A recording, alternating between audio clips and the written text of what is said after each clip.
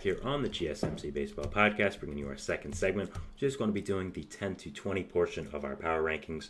But before we do that, I'd like to ask you again to please like and follow the show. We do get a number of questions from viewers, so to ensure that your question does get read in the air, please use the link gsmcpodcast.net. It really does help the show, and it really does mean a lot, so thank you so much for that. And let's get back into the show for today. All right, as I talked about, we are going to be continuing our power rankings here. Do this every Friday.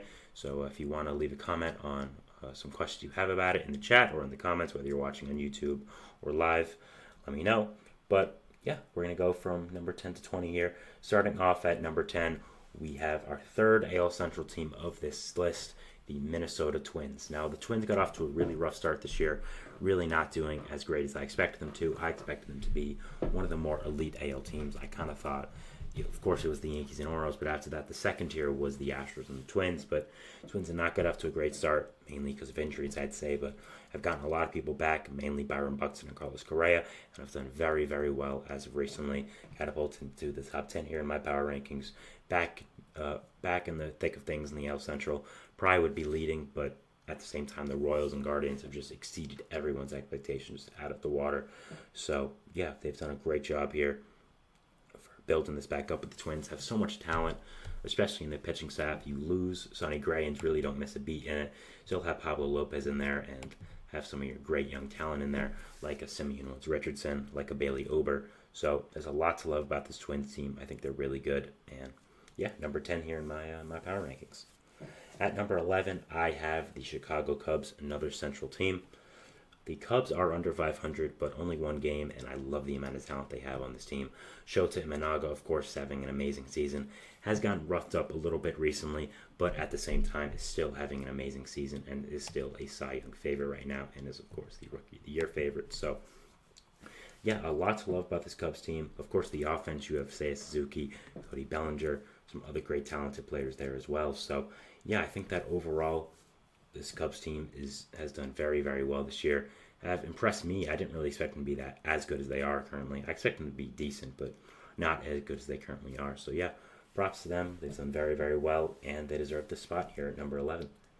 Number 12 is another team that has exceeded expectations and surprised me, the Boston Red Sox. Now, the Red Sox were a team I, like a lot of people, just thought would kind of be mediocre going into this year. We heard that they were all in for the offseason, then neglected to sign a single notable free agent, and the only real big move they had was trading for Tyler O'Neill, who has been very good, but still very underwhelming offseason, I'd say. But does not matter. The pitching staff has been really fantastic. You've had guys like Garrett Whitlock, Tanner Houck, Nick Pivetta really break out into being strong contributors. You've had an amazing season from Rafi Devers at the hot corner over there. You had Tristan Casas was doing very well before he got hurt. Tyler O'Neill, again, like I mentioned before, has been a very good addition in the trade market with their outfield. So, yeah, there's a lot to love about this Red Sox team. They've done very, very well and surprised me. I really did not expect them to be that good this year, and having them at number 12 is not something I expected to say. But, hey, they've done very, very well and have been a very good team. So, yeah. Number 13 here, I have the San Diego Padres. Now, the Padres, again, like the Red Sox, are right around that 500 mark, are under it right now, as I believe. So, might be a little high for them. But at the same time, the NL has been very weak this year, so there's going to be a lot of teams under 500 in this area. But I love this Padres team. Love's a strong word, I'd say, actually. I like this Padres team a lot. I think there's a lot of good talent here. You, of course, have Luis Arias, who they traded for midseason, who's done a very nice job of helping this offense out that has really underperformed. Of course, Fernando Tatis Jr., Manny Machado, who has underperformed, but I think will be better soon. Jake Cronenworth has been good. Xander Bogaerts was okay before he got hurt. Ha-Sung Kim has been very good. Jackson Merrill's really come into his own in the outfield. Jurickson Profar, one of the biggest surprises of the entire year, has done really, really great. Pitching staff, there's some concern. You have Joe Musgrove and Yu Darvish both currently on the IL, but Dylan Cease has done well, and Matt Waldron is a good piece. So we'll have to see. Hey, maybe they'll trade for Garrett Crochet. That was one of my segment ones a few days ago. So that's a possibility to really help this pitching staff out. So there's still a lot to like about this Padres team. Still a lot of good pieces. I love the Arias trade. Looking back at it, I feel like he's a really great fit in this lineup. His versatility helps a lot as well. So, yeah, this Padres team is so far very good, and I'm sure they'll add the deadline like AJ Preller always does. So number 13 here in my power rankings. Number 14, I have the defending National League champion Arizona Diamondbacks. Now, the Diamondbacks were a team I was extremely high on going into the year. I called them the third best team in the National League, and they've very much disappointed me. Now, there's been a lot of injury risk, not a lot of injury risk, a lot of injuries this year to them, which I will say, and we'll put that out there. You've had a lot of pieces of your rotation get hurt. Merrill Kelly, Eduardo Rodriguez.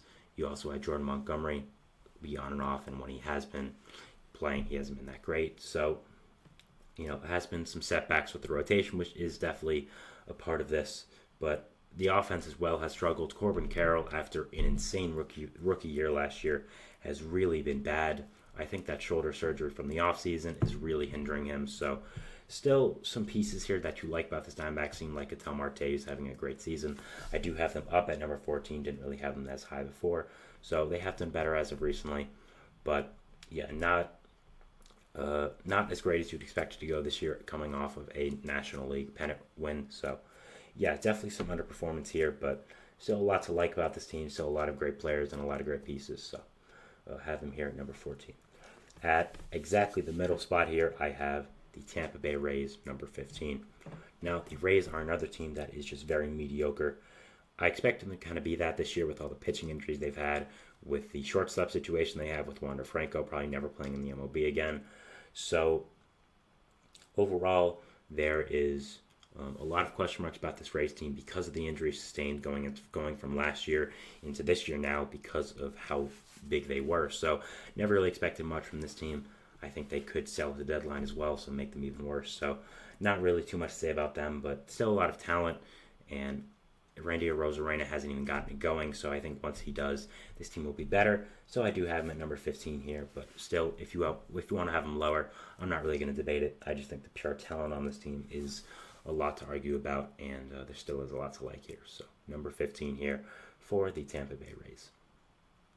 At number 16 here, I have the Detroit Tigers. Now the fourth AL Central team here in the top 20.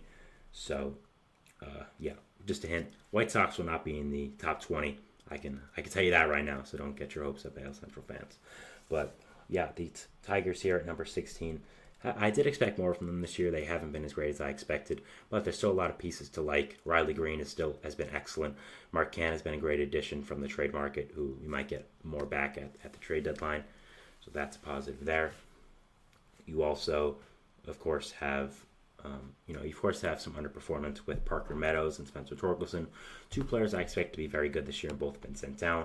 Colt Keith has not been great as well, coming off of that extension. So there is, of course, some players that I expect to be much better for this Tigers team that have not been great, but the pitching staff's done well.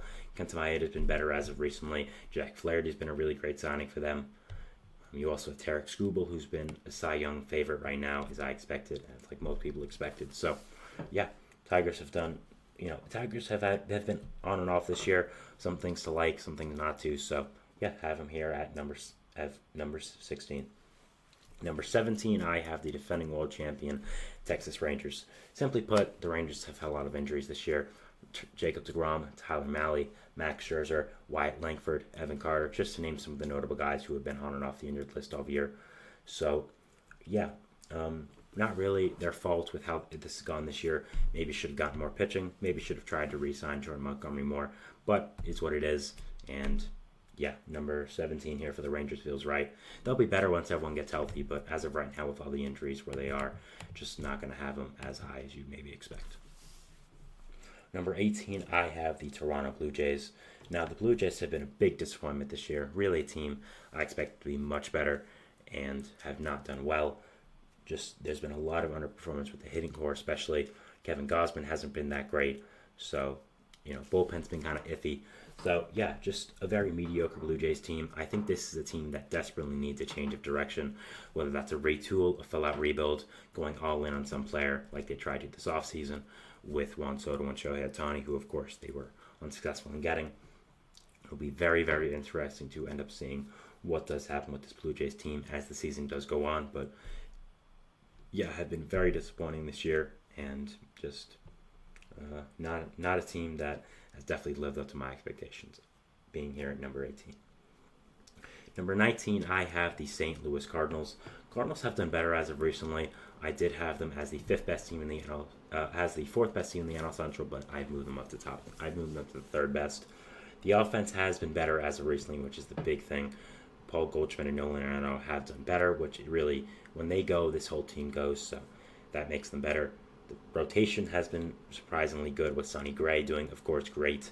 Lance Lynn and Kyle Gibson not being horrible. So still a lot of stuff not to like with the rotation after those three guys. And after Sonny Gray as well, I don't really feel confident in them, even what their numbers say. The offense, a lot of underperformance. The bullpen has been amazing, so that is something to like about this Cardinals team. That 7, 8, 9 guys, I mean, Ryan Fernandez, Andrew Kitteridge, Jojo Romero, Ryan Helsley, all have been amazing out of the bullpen. There's that to like, but overall still not great things with this Blue Jays team, and maybe haven't lived up to the entire expectations. So have them here at number 19. Number 20, I have the Cincinnati Reds. This Reds team I expect to be much better this year. I thought this would be the year they finally break out with other young talent, but unfortunately, with injuries and suspensions for PEDs, they just lost a lot of players before the season even started, with Matt McLain, Noelvi Marte. Frankie Montas also got hurt in season. Nick Lodolo has been off the injured list, so just not their year for the Reds. I think they'll be much better next year when all the injury stuff is figured out. And that's really all I got to say about them. So just an unfortunate year for them. All right, so that was our second segment here, talking about our number 10 to 20 segments here for the power rankings. We're moving on to our third segment, which is going to be talking about the last leg of the power rankings, 21 to 30. So stick around for that, and we'll see you after the break. So thanks, and bye. Looking for your daily fix of sports talk without having to pay for it?